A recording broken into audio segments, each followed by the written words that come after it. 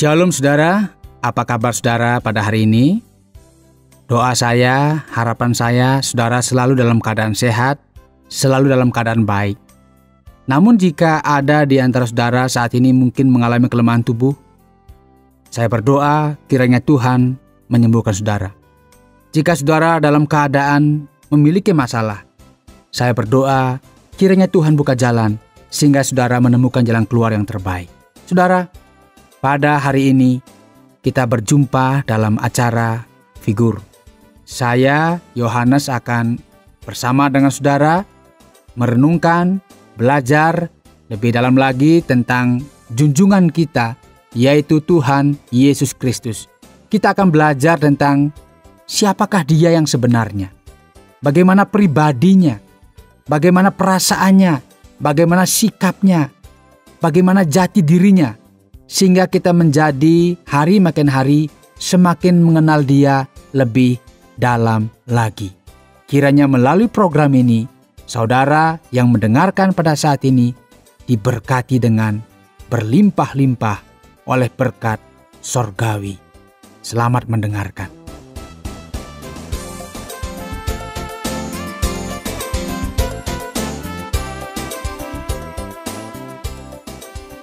Saudara yang dikasihi oleh Tuhan, sebuah ungkapan dari seseorang yang dekat dengan Yesus yang dicatat di dalam kitab suci, yaitu Marta, patut kita renungkan pada saat ini. Ungkapannya adalah, "Tuhan, sekiranya Engkau ada di sini, saudaraku," maksudnya Lazarus, "pasti tidak mati." Saudara, ungkapan ini mewakili kebanyakan manusia yang mempercayai bahwa Yesus adalah seorang nabi yang berkuasa untuk membuat mujizat. Benarkah? Yesus hanyalah seorang nabi yang berkuasa untuk membuat mujizat saja? Atau adakah hal lainnya yang patut kita ketahui tentang pribadi Yesus? Jika saudara ingin mengenalnya lebih dalam lagi, silakan simak pelajaran tentang figur yang akan saya sampaikan pada kesempatan ini.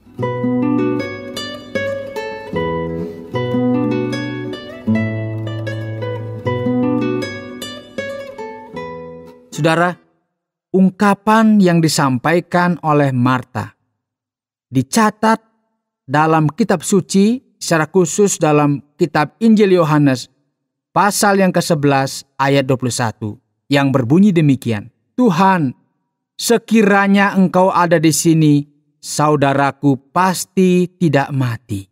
Saudara, ungkapan ini tidaklah dapat dilepaskan begitu saja dengan kisah lengkap, kisah lengkap dari sebuah kodrat manusia, yaitu kematian. Nggak bisa dipisahkan. Yohanes pasal yang ke-11, ayat pertama sampai dengan yang ke-44, menceritakan sebuah kisah tentang kodrat manusia yang bernama Lazarus yang sakit. Akibat sakitnya, dia meninggal dunia. Karena orang yang meninggal dunia itu bisa disebabkan oleh banyak hal, dan salah satunya karena sakit. Dan kitab suci menjelaskan tentang kodrat tersebut, yaitu tentang kematian, di dalam Ibrani pasal yang ke-9 ayat yang ke-27. Dikatakan di sana, dituliskan, "Dan sama seperti manusia, ditetapkan untuk mati hanya satu kali saja, dan sesudah itu dihakimi."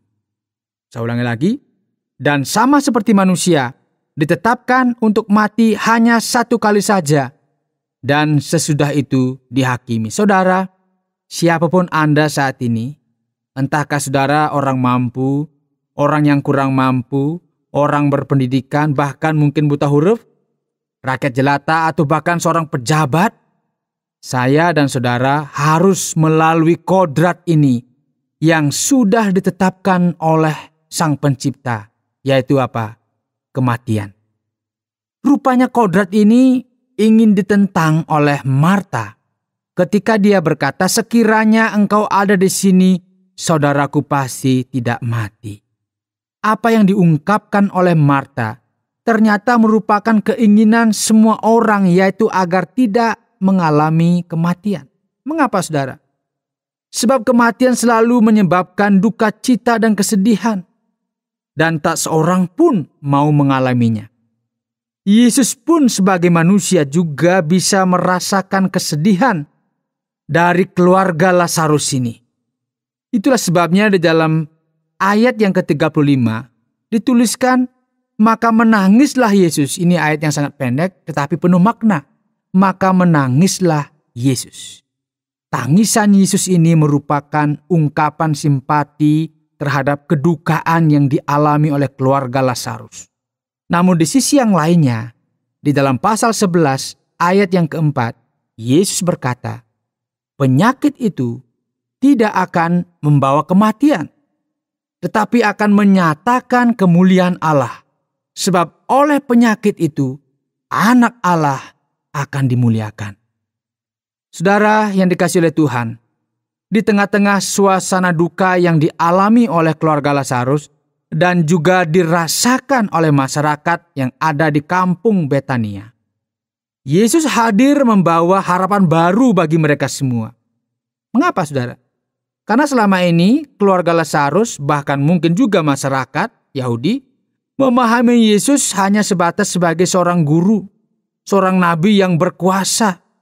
Karena mereka punya pengalaman-pengalaman, dulu ada nabi-nabi yang berkuasa, melihat Musa penuh kuasa membelah lautan, ya. Kemudian ada Elia juga penuh kuasa dan sebagainya. Dan dia menyamakan, oh Yesus ini juga nabi yang berkuasa seperti nabi-nabi yang lainnya. Mereka telah melihat, saudara, bahkan mungkin mengalami ya banyak mujizat dari Yesus. Tentunya mujizat-mujizat tersebut memberikan inspirasi, memberikan gambaran bagi mereka, ini siapa ya? Ya berarti ini Yesus ini orang yang hebat ya, penuh kuasa sama dengan nabi-nabi yang lainnya. Dan pengenalan mereka itu masih sebatas mengenal Yesus sebagai seorang pengajar yang penuh hikmat, juga mengenal Yesus sebagai seorang utusan Tuhan atau nabi yang diberi kuasa untuk membuat banyak mujizat. Itulah yang mereka pahami. Dan itulah yang dunia juga masa kini, saudara, pahami. Yesus hanyalah seorang nabi yang diutus oleh Tuhan untuk apa? Mengadakan mujizat-mujizat. Dan saudara, melalui peristiwa ini, Yesus tahu bahwa pengenalan mereka akan dirinya masih sangat-sangat terbatas. Karenanya ia mempergunakan momentum ini, kesempatan ini, untuk membuka jati dirinya. Di dalam Yohanes pasal yang ke-11, ayat 25-26, dengan sangat jelas dan tegas, Yesus berkata, Akulah kebangkitan dan hidup. Barang siapa percaya kepadaku, ia akan hidup walaupun ia sudah mati. Dan setiap orang yang hidup dan yang percaya kepadaku tidak akan mati selama-lamanya. Saudara, inilah jati diri Yesus Kristus yang selalu saudara puji, selalu saudara sembah selama ini. Ia ungkapkan dengan jelas dan tegas. Ketika orang hanya mengenal dia sebagai seorang guru yang penuh hikmat surgawi, seorang utusan Tuhan yang sanggup membuat mujizat-mujizat, maka Yesus melengkapi pengenalan mereka tersebut dengan mengungkapkan jati dirinya. Ia adalah kebangkitan dan hidup. Barang siapa percaya kepada Yesus, ia akan hidup walaupun ia sudah mati. Saudara, Yesus ingin memberikan penegasan bahwa semua manusia akan mati. Karena kematian itu menjadi kedaulatan Tuhan. Kecuali memang ada beberapa kasus yang diceritakan di dalam Alkitab, orang tidak mengalami kematian seperti Elia. Tetapi kodrat manusia pada umumnya manusia pasti mati. Namun Yesus tidak sedang mengarahkan pemahaman masyarakat, orang-orang yang hadir pada saat itu hanya kepada kebangkitan sementara saja dari kematian. Tidak. Dia sedang memberikan pencerahan kepada mereka agar manusia memahami ada kehidupan yang abadi, yang sempurna, yaitu kehidupan yang kekal dalam sorga bersama dengan Sang Pencipta. Ini arah yang ingin disampaikan.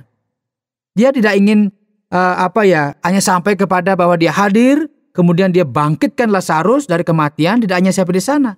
Tetapi dia sedang mengajak orang-orang yang hadir pada masa itu yang sedang bersama-sama dengan keluarga Lazarus, ada Marta, Maria, dan sebagainya, untuk menyatakan bahwa ada kehidupan yang kekal yang perlu mereka terima. Karena itu dia berkata, barang siapa percaya kepadaku, ia akan hidup walaupun ia sudah mati. Dan setiap orang yang hidup dan yang percaya kepadaku tidak akan mati selama-lamanya. Bahkan di bagian akhir, Yesus berkata, percayakah engkau akan hal itu? Ini juga pertanyaan kepada kita, kepada saudara yang mendengarkan program ini. Percayakah engkau akan hal itu? Percayakah saudara dan saya bahwa Yesuslah kebangkitan dan hidup?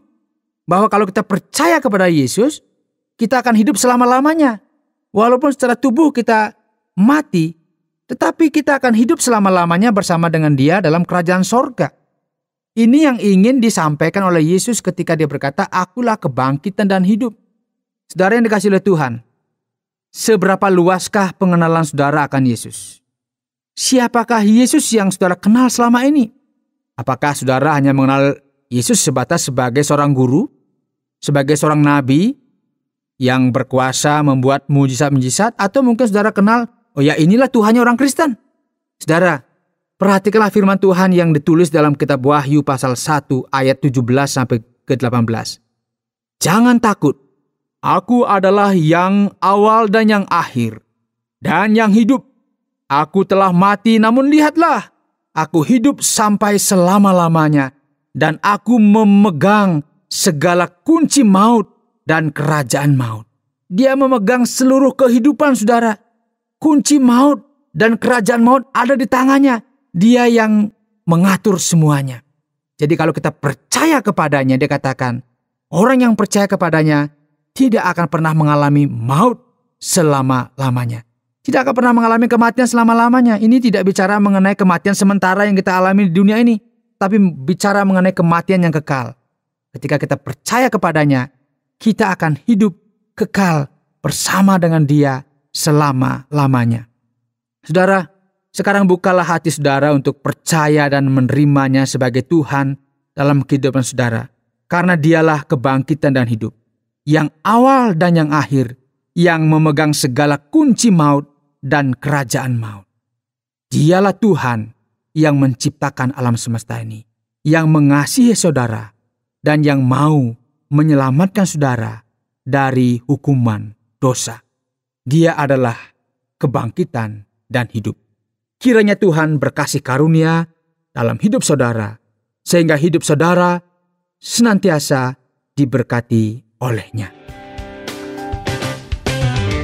Di setiap rencanamu, Kau tunjukkan masa depan, penuh harapan. Di setiap perbuatanmu, Kau bawaku menuju hidup berkelimpahan. Di setiap rencanamu, Kau tunjukkan masa depan, penuh harapan. Di setiap perbuatanmu, Kau bawaku menuju hidup berkelimpahan. Segala kuasa ada di tangan. Saudara, kita sudah belajar tentang figur Yesus Kristus yang adalah kebangkitan dan hidup. Dia adalah sumber hidup dari kehidupan ini, baik yang di bumi dan di sorga. Dan jika saudara rindu untuk belajar lebih dalam lagi tentang siapakah Yesus itu, silakan. Kami sangat terbuka. Silakan kirimkan surat saudara ke Tromol Pos 261, Batu 65302, Jawa Timur. Atau melalui SMS ke 081333777386. Saya Yohanes, mohon pamit dari ruangan dengar Anda. Kita berjumpa di program Figur yang lainnya. Tuhan memberkati.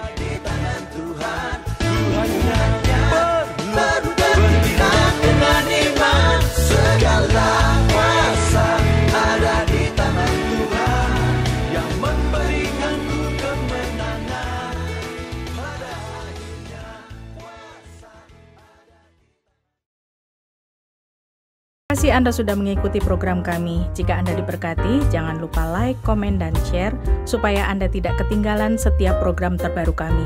Jangan lupa juga untuk subscribe channelnya dan nyalakan loncengnya. Jika Anda ingin mendukung pelayanan kami, bisa melalui rekening kami berikut ini atau menghubungi kami di sini.